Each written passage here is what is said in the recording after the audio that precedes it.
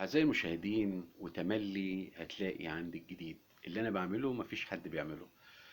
النهاردة هعمل لكم مشهد من فيلم حسن ومرقص للنجم العالمي عمر الشريف والزعيم الفن والكوميديا عادل إمام. لو عجبكم بقى المشهد يا ريت تشتركوا في القناة، ولو انت على الفيسبوك لايك وشير. تعال يلا بقى المشهد. انا عايز اقول لك حاجة يا اخ مرقس. انت شيء طيب وشيء جميل، وانا شخصيا ارتحت لك.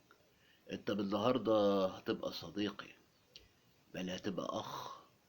انت اخويا يا اخ مرقس.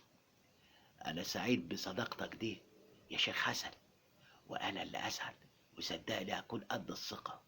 مصر جميلة يا اخ مرقس. احنا فينا كل حاجة. احنا بلد الحضارة، احنا بلد الاهرامات. اخف شعب في الدنيا هو الشعب المصري.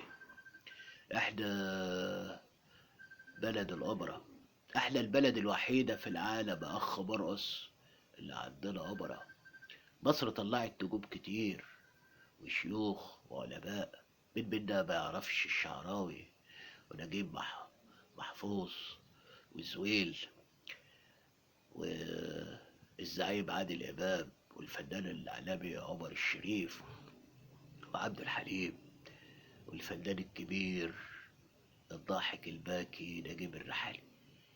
اللي أقول لي يا شيخ حسن، هو مين اللي كان بيكتب للفنان نجيب الريحاني؟ كان كاتب عظيم اسمه بديع خيري. خيري مسيحي، ده اللي كان فاكره نجيب الريحاني. توفى أبو بديع خيري، فراح الفنان نجيب الريحاني يقدم واجب العزاء. فقال له الله، هو انت مسلم يا بديع؟ انت ما قلتليش. قال لي ما انت ما سألتنيش عشان اجاوبك. ده كان ايام الزمن الجميل يا اخ مرقس. كانت ايام حلوة، حلوة اوي يا اخ مرقس. كان شيء طيب وشيء جميل.